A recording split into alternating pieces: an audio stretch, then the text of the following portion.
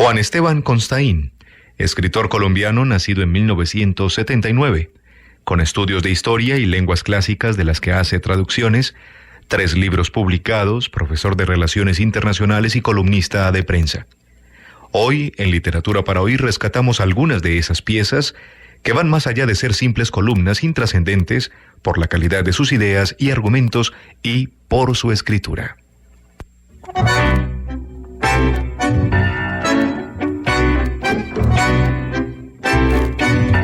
Periódico de ayer, 3 de agosto de 2011.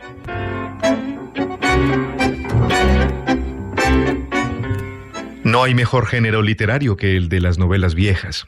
Ninguno, ni la tragedia, ni la comedia, ni la novela. Porque además es el único que los contiene a todos. Dejen madurar un periódico por unos años entre aguacates y verán cómo emerge de ellos mágicamente la literatura. Con las mismas palabras con que un día se nombró a la realidad más humilde. Un género perfecto, el de la vida que se vuelve ficción y poesías gracias al tiempo. Pero las noticias viejas no son solo un género literario. También son, como si faltara, una profunda doctrina filosófica en la que se cuestiona precisamente la índole de eso que está allí arriba salvado por la literatura, la realidad. Digamos que leyendo al azar periódicos de ayer queda clarísimo que no hay nada más surrealista, nada más descabellado que la realidad. Nada más contrario a la lógica, a la razón, al buen juicio. El hombre es una criatura absurda y excéntrica que ha inventado grandes cosas, la rueda, por ejemplo, y la creencia de que el mundo es normal. Pero no, hagan el intento. Vayan a una hemeroteca, paraíso de obras maestras, o busquen en internet ediciones digitales y antiguas del periódico que quieran. Encontrarán joyas, joyas que a ningún escritor se le ocurrirían. Leyendo no más la sección esa de hace 50 años, uno tiene para divertirse como enano, lo cual no deja de ser por lo menos en algunas partes una incorrección política. Me refiero a esta noticia del 7 de noviembre de 2008 que encontré en El Mundo de Madrid. El final del bombero torero. Y cuenta. Los famosos enanitos toreros podrían desaparecer en un futuro no muy lejano si todos los municipios del país siguen el ejemplo del Ayuntamiento de Zaragoza, que se ha comprometido a no contratar espectáculos cómicos en los que participen personas con enanismo. Dicen en el ayuntamiento, sigo en la prensa de esos días, que la práctica taurina con los enanitos es discriminatoria y que en ella se debería respetar a todos los colectivos sin burla. Surrealismo puro.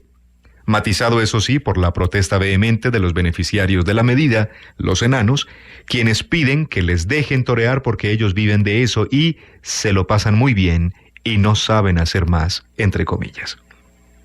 Pese a este nuevo revés, es decir, la medida incluyente y excluyente del ayuntamiento, sigo con la noticia, los enanitos toreros no se resignan.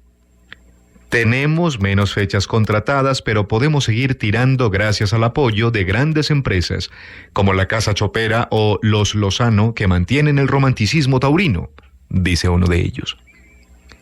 ¿Era una novela de Fernández Flores o una película de Woody Allen? No. Una noticia cualquiera, de un periódico cualquiera, y no tan vieja, de hace apenas 3 años, pero hoy es literatura. Tragedia y comedia y filosofía, donde aprendemos también las miserias de la corrección política y lo nocivas y perversas que pueden ser las buenas intenciones en manos de la estupidez. Pero de eso hablaremos cuando llegue el momento de elogiar a uno de los más grandes prosistas del siglo XX, Céline. Mientras, algunas muestras más del genio literario de la hemeroteca. En el Times de Londres se lee esta noticia del 10 de abril de 1912. Ha zarpado de Southampton el RMS Titanic, un coloso de los mares que doblega a la naturaleza. Su estela indestructible pronto llegará a Nueva York.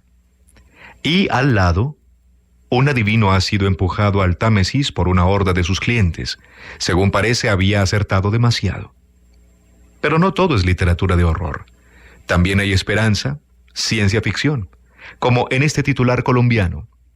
Lady Noriega, candidata al Consejo de Medellín por Cambio Radical, en un periódico de ayer.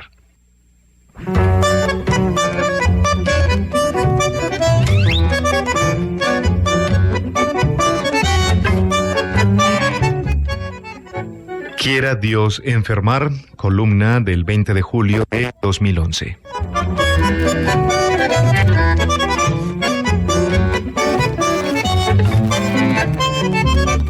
Alguna vez hablé aquí de la enfermedad más bella del mundo. De hecho, pedí al cielo una pandemia, con miles de víctimas marcadas por el estigma de la flor de lis. Una verdadera y fenomenal peste. Pero entonces yo hablaba solo como un teórico, señalando los síntomas más recurrentes del mal, los casos más famosos, las cifras, los remedios, las causas. Ahora ya no. Ahora yo también lo sufro desde hace 10 días, y quiero dar aquí mi testimonio para que el mundo de la ciencia avance cada vez más en la erradicación de cualquier cura. Igual es una enfermedad crónica, una hiedra, y no solo se adueña del cuerpo, sino también del alma y la razón, colonizándolas palmo a palmo hasta que un día, sin saberse cómo, ya no podemos expulsarla de nosotros.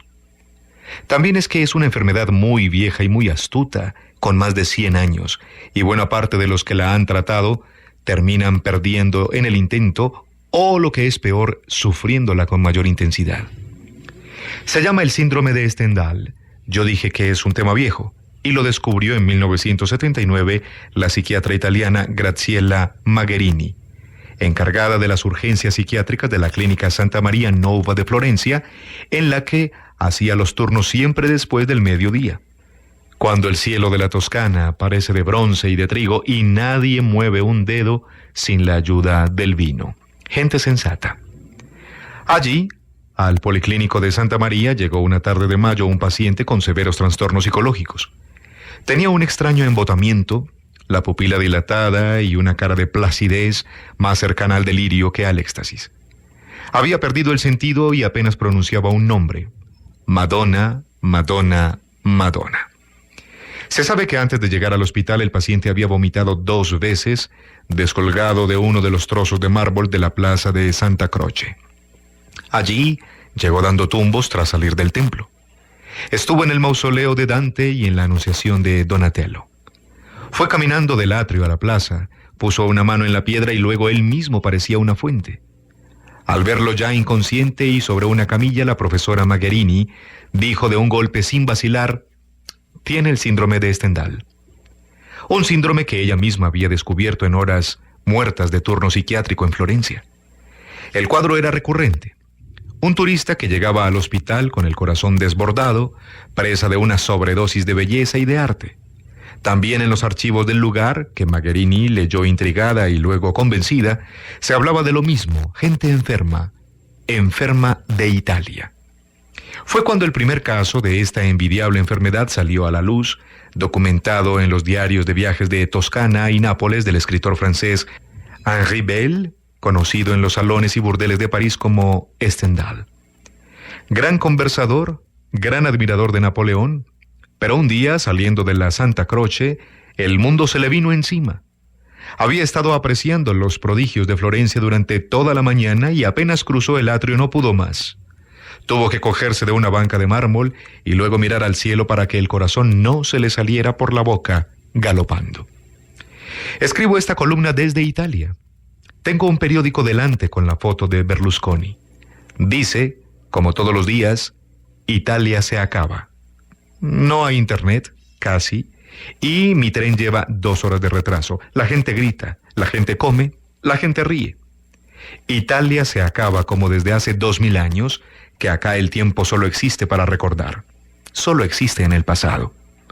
Miro al cielo de la costa de Amalfi. Hay un letrero en la pared. El día del juicio final será, para los amalfitanos que vayan al paraíso, un día como cualquier otro. Tengo el síndrome de Stendhal. Espero tenerlo y no curarme jamás.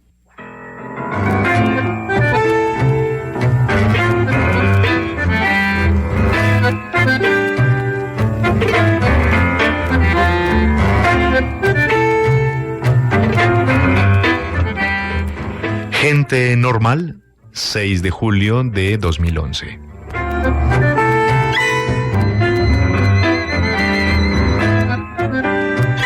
Alguna vez Juan José Millás me contó una historia fascinante, como todas las suyas.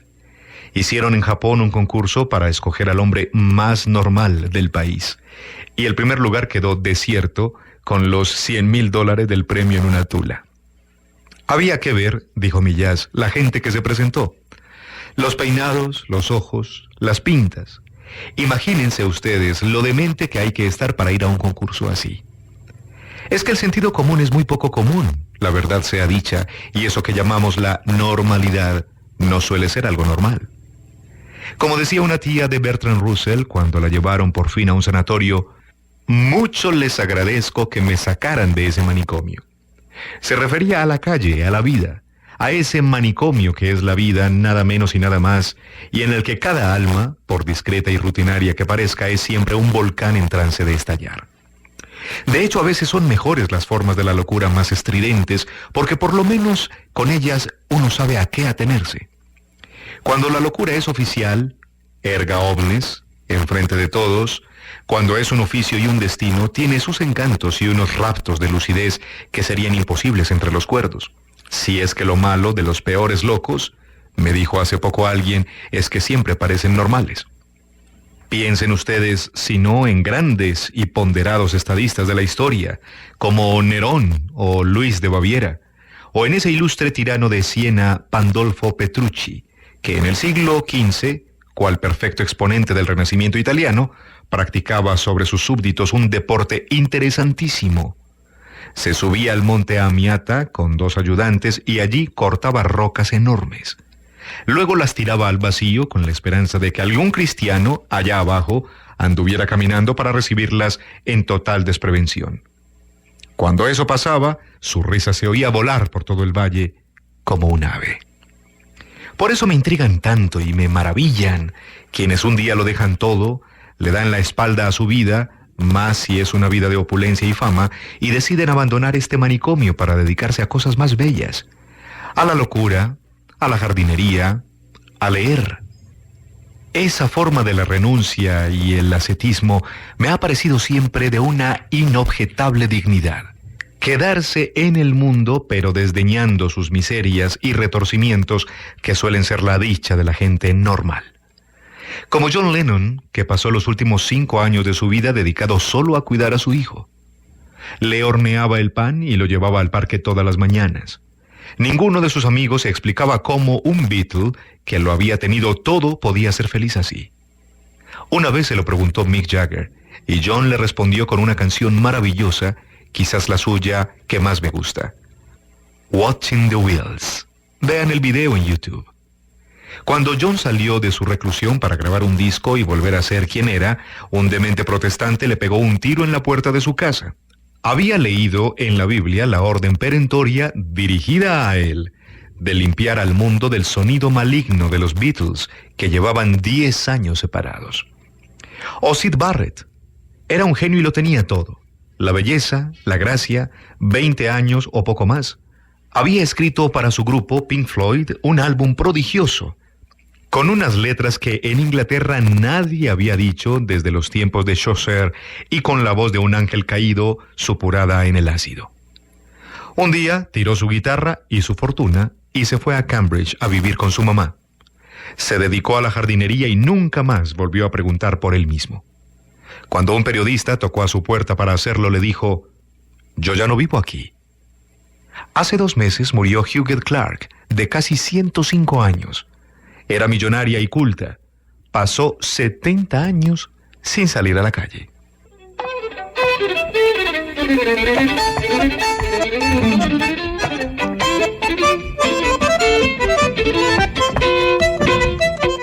La nave de los locos, 23 de junio de 2011.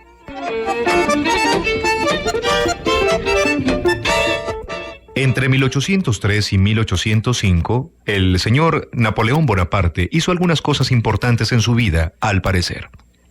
Se coronó él mismo emperador de los franceses, por ejemplo, luego de conquistar todo el norte de Italia y luego de someter al pobre Papa Pío VII en París a unas conversaciones voraces que podían empezar a las 3 de la tarde y terminar a la misma hora del día siguiente, según una nota del Times de Londres del 11 de diciembre de 1804. Pero la obsesión verdadera del señor Bonaparte era dominar a Inglaterra, y para eso en 1805 hizo un plan casi perfecto. Mandó una flota que debía distraer a los ingleses en el Atlántico, y mientras puso a todo su ejército al frente de la isla, esperando a que llegaran por mar al estrecho de Calais los refuerzos españoles que eran sus aliados. Todo lo medía, el viento, el frío y el cielo, y luego caminaba con las manos hacia atrás, enfundado en un abrigo verde que le había regalado su mamá. Allí, frente a su presa, que luego se le escurriría de las manos, Napoleón recordó la visita del inventor Robert Fulton, quien 3 años antes le había propuesto 2 juguetes descabellados para triunfar en su empeño de maldecir a los ingleses. Un submarino de hélice llamado el Nautilus y un globo aerostático de lino e hidrógeno para una invasión aérea. No sé, dijo al parecer Bonaparte. ¿O no? Dijo algo mejor porque a su lado estaba Marie-Sophie Blanchard, una de las primeras aeronautas de la historia y quien pasaba su vida entre los globos porque en la tierra les tenía franco terror a las ratas y a los hombres. Era ella quien le rogaba a Bonaparte hacer el desembarco por debajo y por arriba, las aguas quietas, despejadas, hasta que el emperador no pudo más y se la quitó de encima con una sonrisa y una frase lapidaria. Querida, no puedo perder mi tiempo en esas cosas del futuro. Luego, encarcelado en Santa Elena, una isla volcánica en medio de la nada, en medio del Atlántico en el sur, pero tan lejos que allí hasta el viento se pierde, un peñasco en manos de los buitres y las abejas, en el exilio y el olvido, Napoleón volvería a recordar esos inventos precoces. Y siempre sonreía cuando pensaba en el futuro, cuando se acordaba del futuro. Pero a veces hay que agradecerle a Dios que ciertos juguetes no hubieran funcionado, sino mucho después, cuando tocaba, porque las cosas habrían podido ser muchísimo peores. Allá, en Santa Elena, también tuvo Napoleón los síntomas más alarmantes del, precisamente, síndrome de Santa Elena. Esa forma de locura que solo les da a los poderosos, como si el poder no fuera ya una forma de la locura, sobre todo a los que se quedan sin el poder.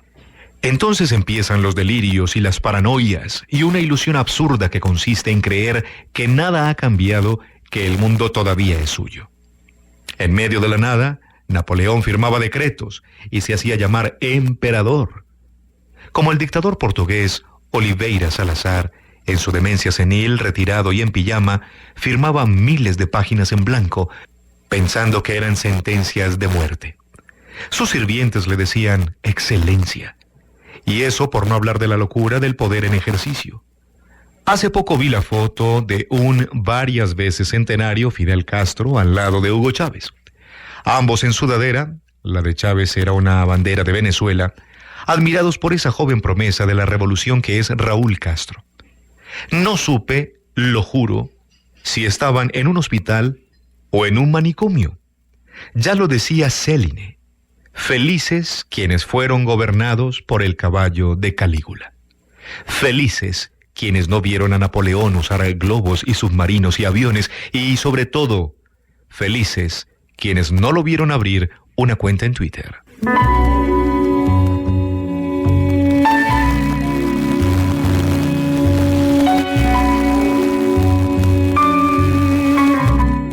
Un ladrillo en el muro.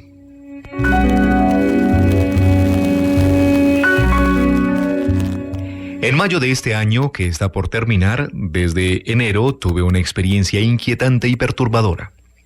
La comparto aquí porque creo que se refiere a uno de los mayores temores de nuestra especie, a una de sus mayores ilusiones y revelaciones. El Consejo Británico me invitó al Hay Festival de allá. Tenía que coger un avión, luego un ferry, luego un tren o 2, luego un bus, luego caminar. Caminar por un pueblo que se llama precisamente así, Hay-on-Wye. Un pueblo galés con un reloj y un castillo y, por supuesto, varios bares que aún no han celebrado la noche de Año Viejo de 1740. Una cerveza y ya está uno abrazado al fantasma del Dr. Johnson.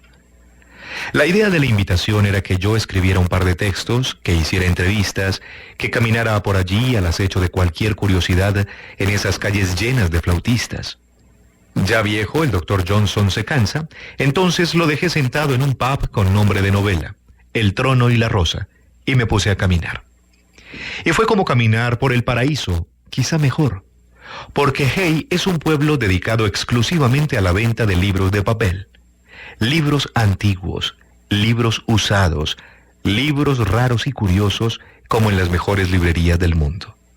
El mundo y algunos otros países, decía el gran Sofocleto.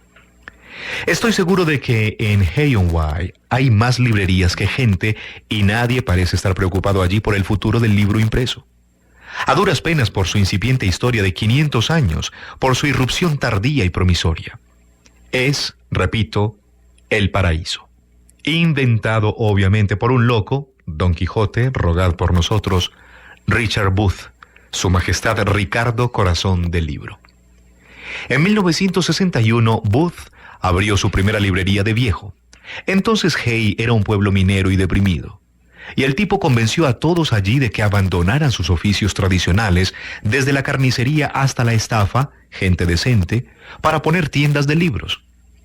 En 1970 ya había más de 30. Y el 1 de abril de 1977, Richard Booth proclamó a su ciudad como reino independiente y libresco, y él mismo asumió la corona y nombró primer ministro a su caballo. Desde entonces Su Majestad Ricardo ha ordenado a varios caballeros de la corte y ha tenido que capotear rebeliones en su contra, incluyendo una reciente en la que sus enemigos oficiaron su decapitación simbólica, atizando los vientos de la República y la libertad. Se trata, claro, del único pueblo serio sobre la tierra.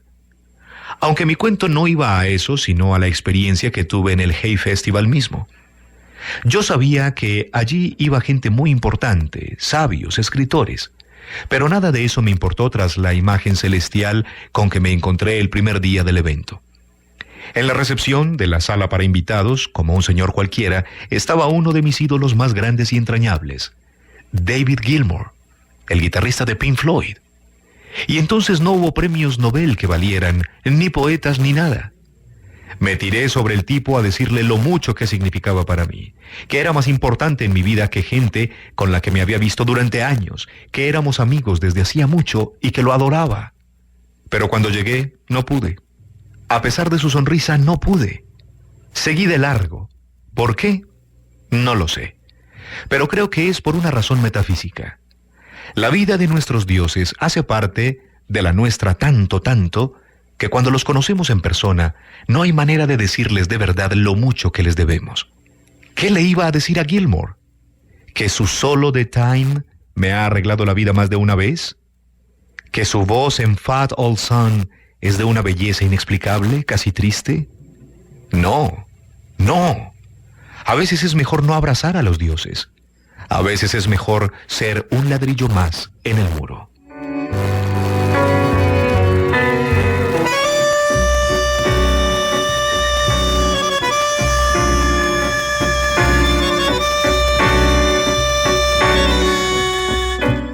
Hoy en Literatura para Oír, algunas columnas del escritor Juan Esteban Constaín, Colombia, periodismo que sobrevive.